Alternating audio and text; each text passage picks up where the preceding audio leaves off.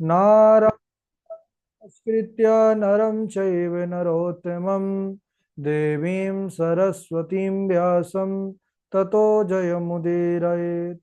श्रीलक्ष्मीनाथ समारंभां नाथयामुनिमध्यमाम् अस्मदाचार्यपर्यन्तां वन्दे श्रीगुरुपरम्पराम्।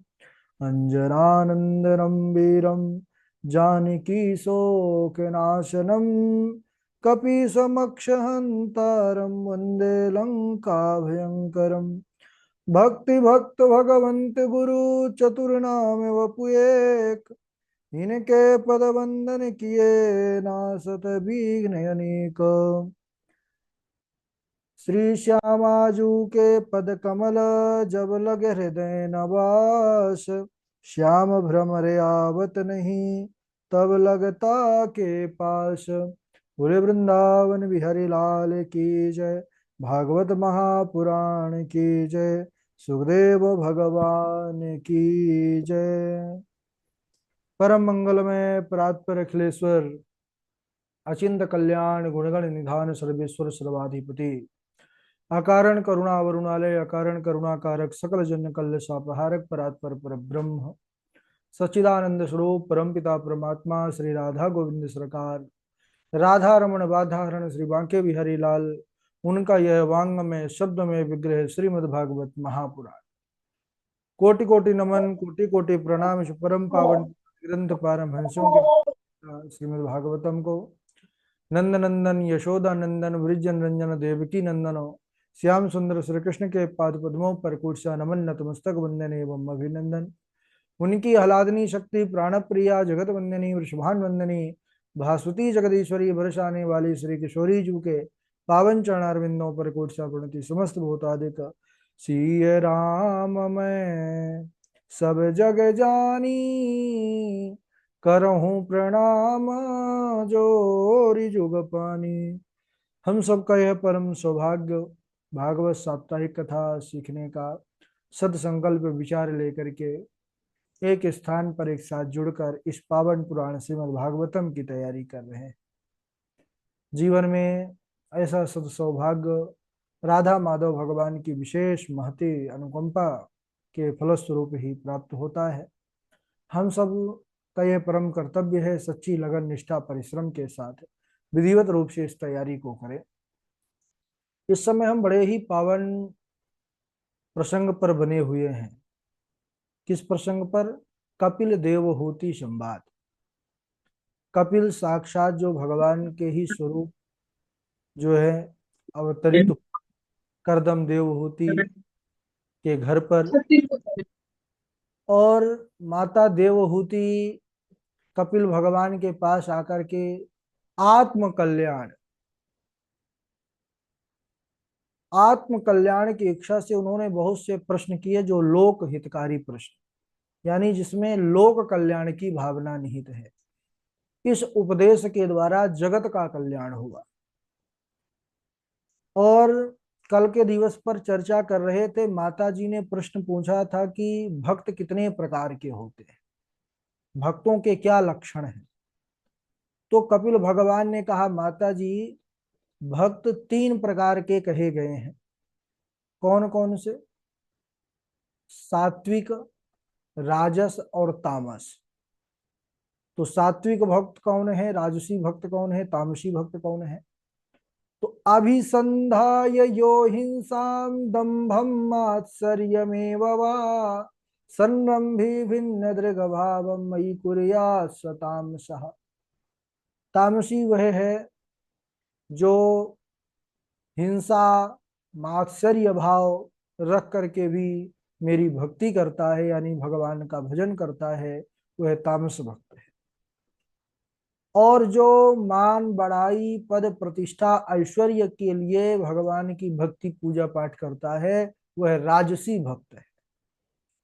और सात्विक भक्त वह है जो मनुष्य जीवन मिला है भगवान के भजन के लिए, यह मान करके वह अपना कर्तव्य समझता है और उसलिए भजन करता है, वह सात्विक भक्त है।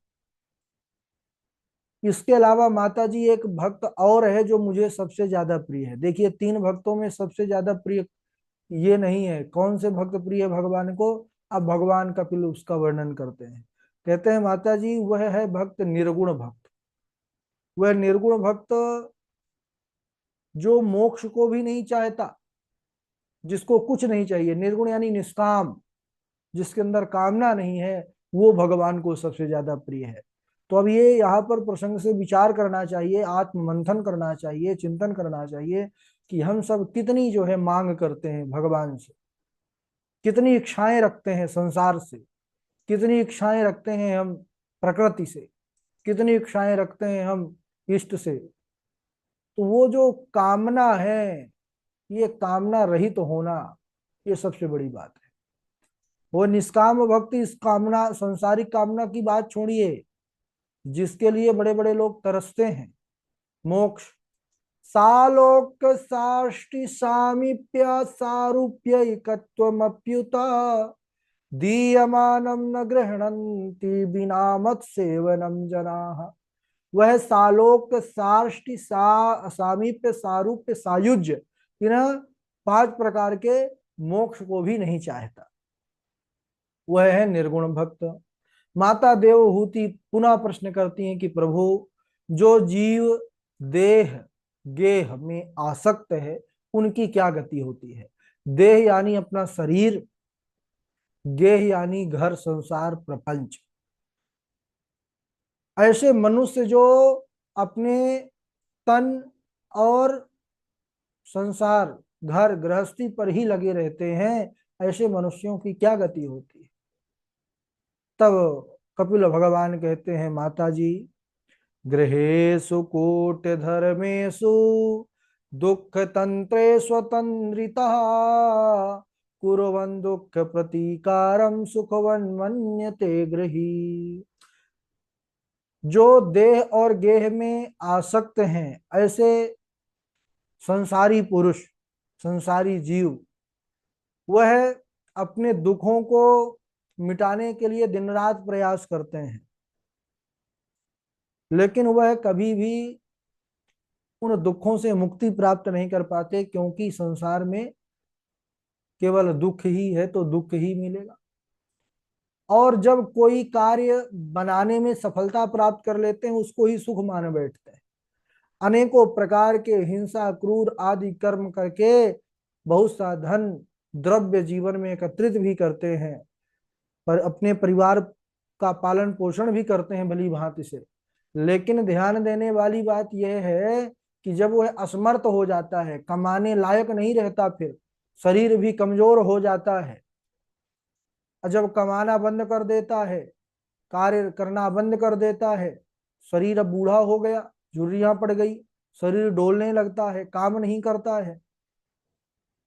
और तब वही परिवारजन जिनको महाराज वह खूब धन ला करके देता था, वही उनका आदर करना बंद कर देता है।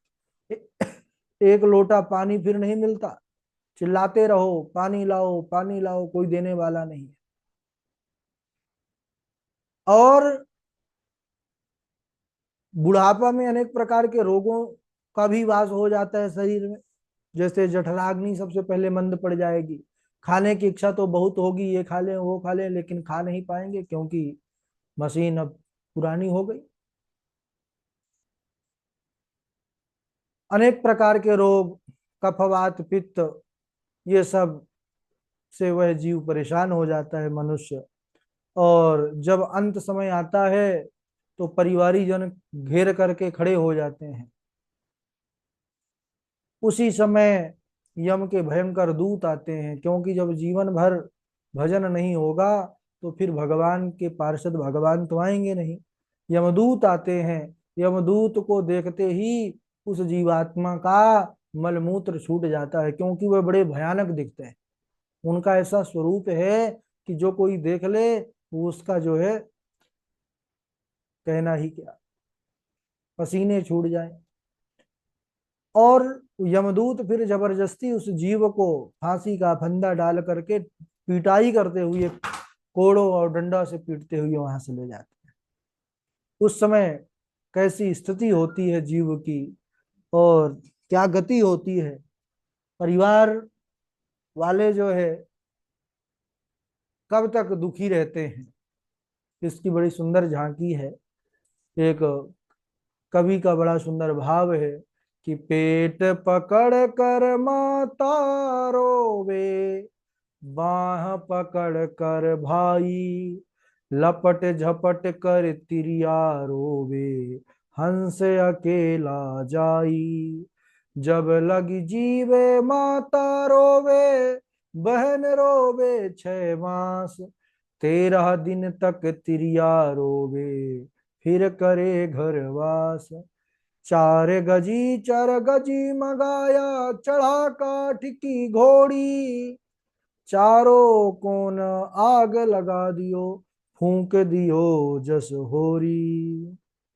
जिस शरीर को इतना बढ़िया तरह तरह के क्रीम पाउडर से सजाए हैं, उस शरीर की क्या गति होती है।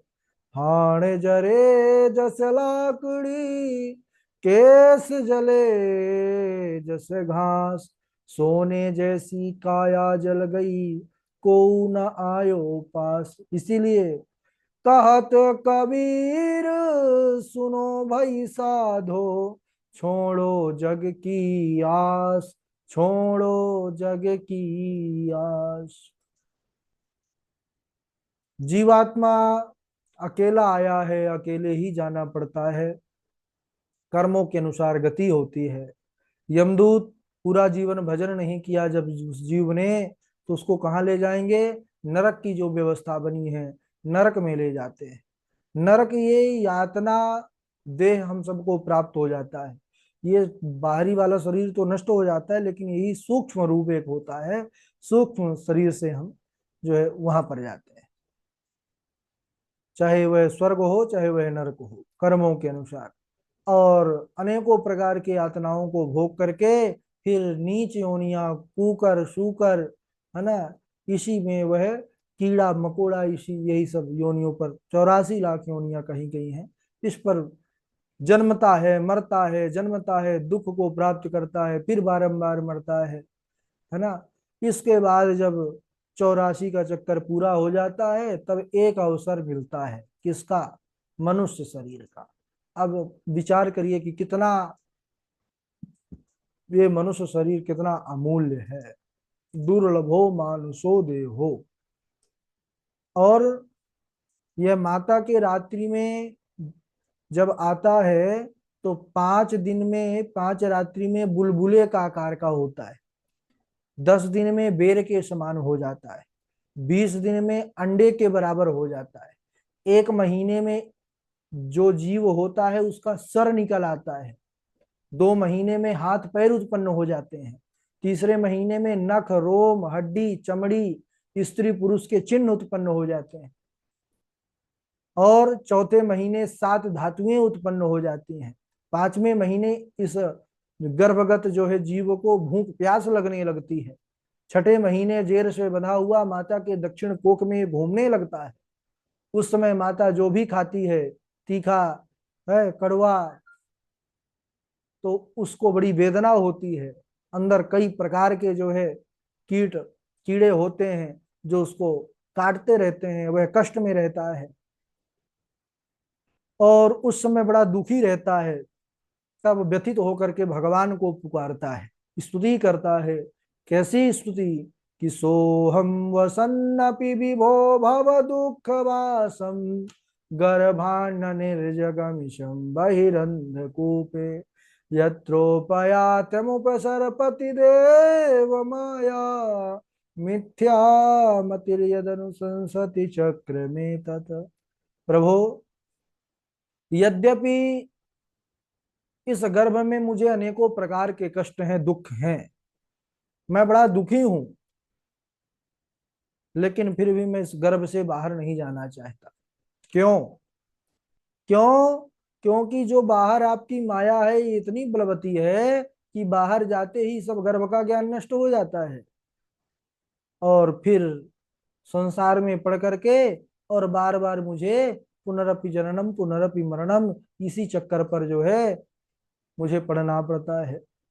लेकिन प्रभु, इस बार मैं जा करके जन्म लेकर के आपका भजन करूंगा, और प्रयास करूंगा कि दोबारा मुझे इस गर्भ में ना आना पड़े। क्यों ना आना पड़े? क्योंकि गर्भवास समम दुखम न भूतो न भविष्यति। गर्भ में जैसा कष्ट होता है ना तो पहले कभी हुआ ना कभी होगा। और उसी समय भगवान करुणा के सागर कृपा करते हैं, प्रसूति नामक वायु से बाहर को ढकेलती है और उस बालक का जन्म हो जाता है। अभी तक कोई जानता नहीं था, कोई संबंध नहीं था, कोई नाता नहीं था, लेकिन जैसे ही जन्म हुआ उस जीव का, हजारों संबंध तुरंत स्थापित हो गए।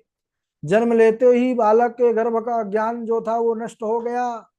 और भूमि परत भा डाबर पानी, भूमि परत भा डाबर पानी, जिमी जी वही माँ याल पटानी। भूमि परत भा डाबर पानी, जैसे आकाश में जब जल होता है, अभी तो बरसात का मौसम चल रहा है, हम देखते हैं बादल कितना उज्जवल होता है, मेघ कितने स्वच्छ कितने निर्मल होते हैं, वो वर्षा का जो ऊपर बूंद रहता है कितना सुंदर रहता है। लेकिन जब वही बूंद आकर के पृथ्वी पर गिरता है तो बालू से, कंकड़ों से, सनकर मिट्टी से कैसा हो जाता है? गंदला हो जाता है, मटमैला हो जाता है। ऐसे ही जीव भी, है ना, जो दुखों को, नरकों के कष्टों को, नाना योनियों के दुखों को भोग करके शुद्ध हो जाता है, लेकिन जैसे ही वह गर्भ से बाहर आता है वैसे ही महाराज अनेकों संबंध माया से ही संबंध है। तो जिम जी वही माया लपटानी, माया जो है उसको लपेट लेती है। अनेकों संबंध, पहले कोई नहीं था, जैसे ही जन्म हुआ माता पिता, चाचा चाची, बुआ फूफा, मौसा मौसी, है भाभी, जो है भैया, बहुत सारे संबंध, कितने संबंध गए। और इस प्रकार फिर वह जो है संसार में अनेकों संबंधों को स्थापित कर लेता है। और जीवन यह कष्टमय ही है, ये बात समझना होगा। ये जैसे दुखालयम अशाश्वतम संसार को कहा गया है, तो संसार में शरीर जन्म से लेकर के मरण तक इसको दुख है। हाँ, अगर हम महात्मा लोग शरीर नहीं रहते, वो आत्म रूप, इसीलिए कहते हैं अहम ब्रह्मास्मि, मैं शरीर नहीं हूं, मैं ब्रह्म हूं। जब उस सत्ता का ज्ञान हो जाता है, जब आत्मबोध हो जाता है, आत्म चेतना का ज्ञान हो जाता है, तब फिर हमको सुख दुख से हम परे हो जाते हैं। लेकिन अगर हम शरीर और संसार से संबंध रखते हैं तो निश्चित रूप से फिर हम दुखी ही रहते हैं। और इसमें दुख ही दुख है। पहले तो गर्भ में दुख, जन्म हुआ तो बाल्यावस्था, ये भी दुखों से भरा होता है। क्यों? कितनी भी केयर कोई करे, लेकिन बालक के मन में क्या है, उसको कहाँ पर कष्ट है, कहाँ पर दर्द है, ना तो बोल पाता है ना बता पाता है, वह केवल कराहता रहता है। अनेक प्रकार के कष्ट होते हैं। उसके बाद कुमारावस्था, थोड़ा बड़ा होता है, तब भी अनेक प्रकार के उसको जो है दुख कष्टों से गुजरना पड़ता है। युवा अवस्था को प्राप्त होता है, अनेकों कामनाएं होती हैं, जब वो पूरी नहीं होती तब वह दुखी होता है। उन कामनाओं को पूर्ति करने के लिए जो संघर्ष होता है उसमें भी बड़ा दुख उसको उठाना पड़ता है ना। इसके बाद धीरे धीरे महाराज उसके जीवन में अनेक प्रकार के चुनौतियां, अनेक प्रकार की जिम्मेदारियां, ये सब प्रकार का करते करते वह वृद्ध हो जाता है और उसी प्रकार फिर दुखों का ही सामना, और बड़ा दुख, क्योंकि जो बुढ़ापा होता है ये और खतरनाक होता है। इसमें शरीर भी काम नहीं करता है और फिर समस्याओं में व्यक्ति रहता है। लेकिन जो भगवत भजन करते रहते हैं, जो भगवान के हो जाते हैं, राम के हो जाते हैं, फिर वो संसार के नहीं रहते, बस संसार में रहते हैं। कैसे रहते हैं वो? महात्मा साधु लोग संसार में रहते हुए भी उसी प्रकार रहते हैं जैसे कमल को देखते हैं अपना। कमल रहता तो है जल में, लेकिन फिर जल में रह करके भी वह जल से हटा रहता है। कमल एकदम जल उसके, वो जल से भींगा हुआ नहीं होता, जल से एकदम मुक्त होता है और जल में भी रहता है। ऐसे ही जो भक्त होते हैं, साधु होते हैं, महात्मा होते हैं, संसार में रहते हुए भी वह उससे एकदम मुक्त रहते हैं। तो आज यहीं तक समय हो चुका है, इसके आगे का प्रसंग और बढ़िया है, तो अगले दिवस। बोलिए वृंदावन बिहारी लाल की जय। बारी बारी से हम सब श्लोक सुनेंगे। सर्वप्रथम हमारे झा जी हैं, झा जी के बाद इंदु पराशर जी हैं, और जीवेश जोशी जी हैं, डॉक्टर वैशाली जी हैं, मनोज जी हैं, और आकांक्षा शुक्ला जी हैं, तृष्णा जी हैं, अरविंद शर्मा जी हैं, नीरज दुबे जी हैं, सांभवी शुक्ला जी हैं, हर्षिता जी हैं, कृष्णा जी हैं, मानसी मिश्रा जी हैं। ठीक है, स्वागत है झा जी। राधे राधे गुरु जी। निर्विघ्ना नितराम भूमन नसदीन्द्रिय दर्शनात् येन संभाव्यमानेन प्रपन्नान्धं तम प्रभो। योग आध्यात्मिक पुंसां मनोनिःश्रेयसाय मे अत्यंतो परतिर्यत्र दुःखस्य च सुखस्य च। राधे राधे गुरु जी। बहुत बढ़िया। इंदु पराशर जी। राधे राधे गुरु जी प्रणाम। राधे राधे। निर्विण्णानितरां भूमन् न सादिन्द्रिय तर्षणात् येन सम्भाव्यमानेन प्रपन्नान्धं तमः प्रभो। योग आध्यात्मिकः पुंसां मतो निःश्रेयसाय मे अत्यन्तो परतिर्यत्र दुःखस्य च सुखस्य च। तितिक्षवः कारुणिकाः सुहृद् सर्वदेहिनाम् अजातशत्रवः शान्तः साधवः साधुभूषणः। राधे राधे गुरु जी। ठीक है, बहुत अच्छा। इंदु पराशर जी के बाद जीवेश जोशी जी। राम गुरु जी। राधे राधे। हाँ, राधे राधे। स्वायंभुवस्य च मनो वंशः परमसम्मतः कथ्यतां भगवन् यत्र मैथुने नैधिरे प्रजाः तथा स चाहं परिवोढुकामः समानशीलां ग्रहमेधथेनुम् उपेयिवान्मूलमशेषमूलं दुराशयः कामदुगाङ्घ्रिपस्य तुष्टोऽहमद्य तव मान्नविमानदायाः शुश्रूषया परमया परया च भक्त्या यो देहि नामयमतीव सुहृत्स्वदेहो नावेक्षितः समुचितः क्षपितुमदरथे। अदरि। बहुत सुंदर। डॉक्टर वैशाली जी, आपका स्वागत है। राधे राधे गुरुजी। राधे राधे। स्वायंभुवस्य च मनोर्वंश परमसम्मतः कथ्यतां भगवन् यत्र मैथुनेनैन्द्रे प्रजा तथा स चाहं परिवोढुकामः समानशीलां गृहमेतथेनुम् उपैवान्मूलमशेषमूलम् दुराशयः कामदुघाङ्घ्रिपस्य। ठीक है, नीरज दुबे जी। गुरु जी प्रणाम। राधे राधे। राधे राधे, सुनाइए। निर्विणाम नितरां भूमन् सद इन्द्रियतर्षणात् येन सम्भाव्यमानेन प्रपन्नान्धं तमः प्रभो। योग आध्यात्मिक पुंसां मतो निःश्रेयसाय मे अत्यन्तो परतिर्यत्र दुःखे च सुखस्य च। काचित्त्वयुचिता भक्तिः कीदृशी मम गोचरा यया पदं ते निर्वाण मञ्जसान्वस्नवा अहम् मञ्जसान्वास्नवा। ठीक है, तृष्णा जी। राधे राधे गुरु। राधे राधे। योग आध्यात्मिका पुंसा मतो निःश्रेयसाय मे यन्तोपरतिर्यत्र दुःखस्य च सुखस्य च तितिक्षवाः कारुणिकाः सुहृदः सर्वदेहिनाम् अजातशत्रवः शान्ताः साधवः साधुभूषणाः। राधे राधे कृष्ण। बहुत बहुत बढ़िया। मानसी मिश्रा जी।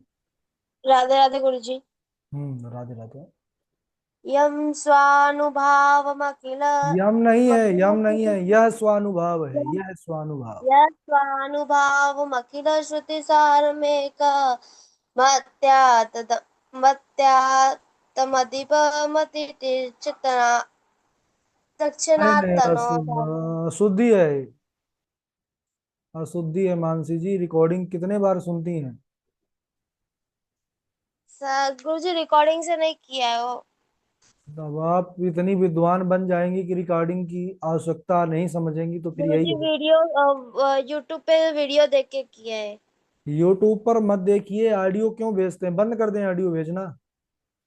गुरु जी डाउनलोड नहीं किया था ना, तो अभी तो चालू नहीं हो रहा है डाउनलोड रिकॉर्डिंग। करने में उसको कितना समय लगता है? ऑडियो पता है आपको? एमबी भी नहीं लगता, हो कुछ केबी लगता होगा।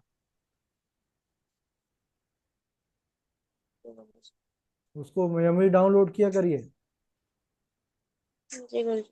वो जो ऑडियो है। आकांक्षा शुक्ला जी।